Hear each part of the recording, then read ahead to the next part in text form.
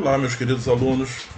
Estamos aqui para mais uma aula, uma videoaula de atualidades, onde nós vamos falar da filosofia clássica e vamos especificamente falar de Platão, uma figura icônica, importante, que vai construir aquilo que nós chamamos de pensamento ocidental. Platão é aquele que vai primeiramente discutir, organizar e sistematizar a filosofia como um conhecimento científico. Platão vai gerar ideias que chegam até nós nos dias de hoje. Quem nunca teve um amor platônico? Que significa o quê? Significa puro, uma amizade sincera, um amor sem envolvimento sexual. A alma imortal. Todas as nossas religiões dizem que a nossa alma é imortal. Onde veio essa ideia? Essa ideia foi primeiramente construída por Platão. Nós vamos mostrar aqui a importância dele na relação entre o material e o imaterial, que é a nossa alma. Essas são apenas uma das características que nós vamos apresentar, um dos pontos de vista desse interessante personagem da filosofia, que é Platão. Platão viveu na Atenas do século V. É a chamada momento da filosofia clássica. É o momento, o século de ouro de Péricles. É o momento em que surgem os grandes pensadores da filosofia, como, por exemplo, Sócrates, que vai ser aquele que inaugura a chamada filosofia humana. E nesse momento nós vamos ver que, vivendo também nesse século V, Platão vai ser aquele que vai sistematizar, que vai organizar as ideias de Sócrates. Porque, como Sócrates mesmo dizia, quem quiser me conhecer e conhecer as minhas ideias, ande comigo. Então ele não escreveu nada.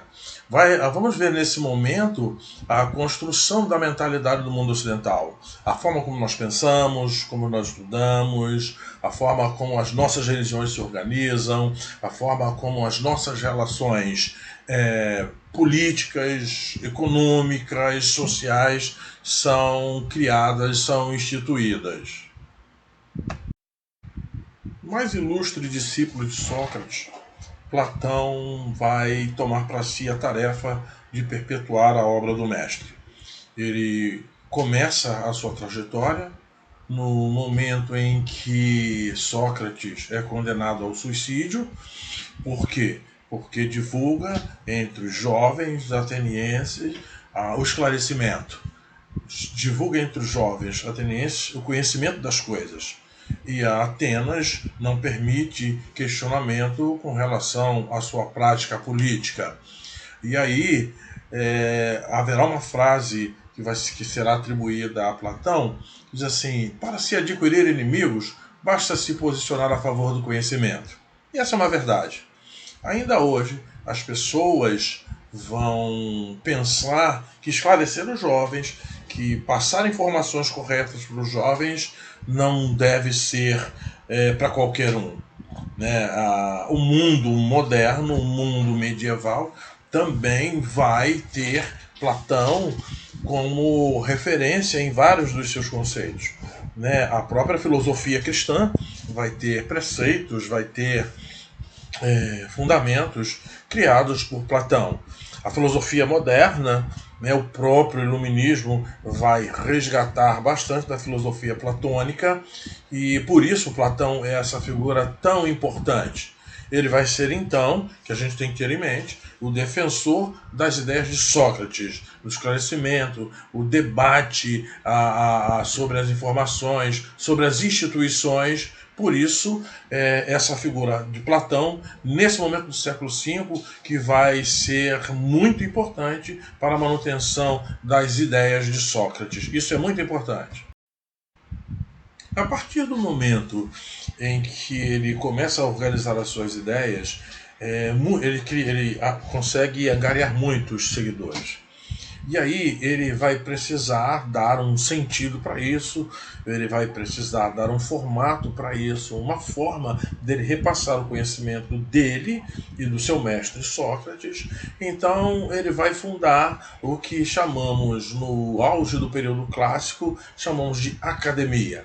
Academia, Platão se retira dos centros urbanos e vai se instalar em uma área arborizada, em uma área aberta, para discutir com os seus seguidores, com os seus discípulos e com quem o questionasse.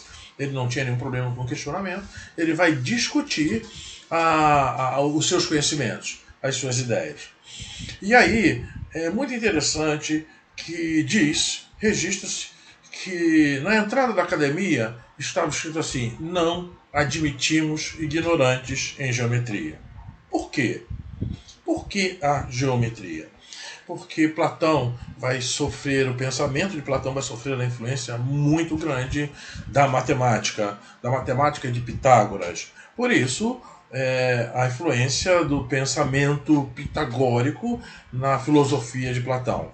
Ele dizia que para se aprender a geometria é preciso se olhar o todo. E essa é a ideia do pensamento de Platão, da filosofia de Platão. Você precisa entender o todo. Você precisa olhar de fora para poder entender o todo. Está aí uma das importâncias da matemática que a gente nunca tinha percebido. Uma outra ideia pitagórica que Platão discutia muito é a ideia de que o número é um elemento místico. Que existe uma mística, você pode ler todas as forças da natureza, você pode ler os contrastes humanos, as relações sociais, através dos números, dos cálculos, que serão precisos, não serão questionáveis. Costuma-se dizer, inclusive, que a matemática é uma ciência exata. A influência do pensamento pitagórico, ou de Pitágoras, na filosofia de Platão, vai além da questão de simples materialidade da matemática, dos cálculos. Platão vai criar a primeira definição de imortalidade da alma. E essa definição, mais tarde, vai ser aproveitada por outras religiões do mundo ocidental e também do mundo oriental. Nós vamos ver que, para Platão, a alma é esse conjunto de ideias que nós temos, essa capacidade nossa de pensar, de raciocinar, é alguma coisa que se torna imortal.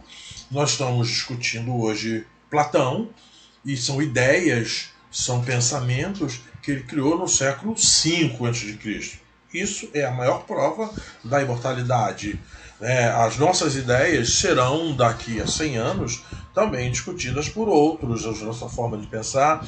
Algumas das vezes nós já discutimos em sala de aula assim, como é que nós vamos ser estudados daqui a 100 anos? Como a civilização do futuro vai olhar para nós e vai nos estudar? Vai falar o que da gente? Dos nossos comportamentos racistas, nossos comportamentos inadequados. Então, essa é a nossa alma, essa é a nossa essência.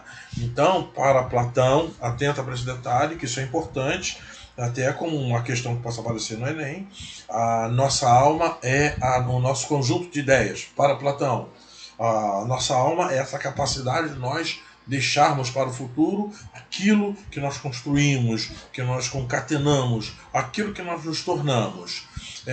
Então, esse conjunto de ideias, sentimentos e inteligência é a nossa alma para Platão. Então, ele via na matemática a possibilidade de se progredir além do mundo material. A matemática era essa porta de passagem entre o material e o imaterial. Na matemática você tem que se abstrair. Você, quando vai fazer um cálculo de uma área, você não vê a área, mas você tem ali as informações que são capazes de fazer você produzir, calcular, estimar uma determinada área. Essa ideia é muito importante, porque Platão vai passar isso para as gerações posteriores, e é muito marcante esse pensamento de Platão daqui por diante em toda a filosofia. Vejamos que interessante é esta colocação a respeito de Platão. Para Platão, por ser a alma o elemento mais próximo daquilo que o mesmo considerava perfeito, ou seja, o centro de seu pensamento, o mundo inteligível, imaterial e perfeito, conhecido como o mundo das ideias, ela, a alma, controlaria o corpo. E o embate de desejos aconteceria entre os dois de maneira contínua, enquanto o corpo permanecesse vivo. Portanto, um confronto entre ambos, corpo e alma, estava instalado do nascimento à morte, sem descanso, passando por uma turbulenta troca de inflamados ataques. É preciso se registrar que a filosofia platônica divide-se em dois grandes momentos. Em uma primeira fase, Platão, logo após a morte de Sócrates, que o afetou muito, ele vai desenvolver o que nós chamamos de apologia a Sócrates. Ele vai defender as ideias, vai divulgar as ideias de Sócrates, ele vai preservar a memória de Sócrates. Essa primeira fase ela vai chegar até nós, vai até chegar até no mundo ocidental, através da chamada cultura bizantina e da cultura árabe. Nós vamos ver alguns dos pensadores dessas duas culturas preservando ainda os estudos, discutindo a forma como Platão discutia o seu pensamento, as suas ideias e as ideias de Sócrates nos primeiros momentos da academia. Conforme Platão vai se desenvolvendo, ele vai evoluindo até nos próprios diálogos com seus alunos, com seus contemporâneos, sobre o pensamento socrático, ele vai passar para uma segunda fase. Nessa segunda fase, que geralmente é considerada a mais importante, é o momento em que ele vai criar a teoria das ideias, a teoria do conhecimento, o conhecimento sistematizado. Isso é de suma importância, porque geralmente é muito questionado para a gente em avaliações do Enem. O pensamento platônico está relacionado ao conhecimento, ao estudo, à criação das ideias, das primeiras ideias. Exatamente o que isso quer dizer. A forma como nós pensamos, como nós instituímos o nosso conhecimento, sistematizamos através da nossa cultura, que é uma ideia que nós discutimos, que a cultura é o que nós recebemos dos nossos antepassados, sistematizamos, somamos ao que nós conhecemos hoje e passamos aos nossos predecessores. Desculpa, aos nossos descendentes. Então, essa ideia, essa sistematização das ideias, ele vai produzir através de um estudo, de uma forma de estudar, de argumentos e contra-argumentos. Ele sempre usava com seus alunos, com seus discípulos na academia, essa ideia dos argumentos e dos contra-argumentos. Sempre as ideias têm de ser questionadas, sempre o conhecimento tem de ser questionado, mas questionado, de forma científica. Não é o questionar por questionar, não é a dúvida pela dúvida, tem de ser de uma forma bem sistematizada e bem científica. Essa é a base do pensamento platônico, que é importante para a gente. Nós vamos, quando pudermos estar de novo juntos, vamos ainda revisar isso, vamos estudar bastante. Platão, na minha avaliação, ele é importante no contexto da religião, no contexto do dia a dia, né, da vida das pessoas, no mundo ocidental, a forma como nós organizamos as nossas escolas, os nossos saberes, a nossa própria academia, que são as nossas faculdades, como nós organizamos, ele tem essa importância. Num próximo momento, nós vamos conhecer um dos contemporâneos de Platão, que é Aristóteles. E aí talvez precisamos resgatar esse momento. Ok, foi bom estar com vocês.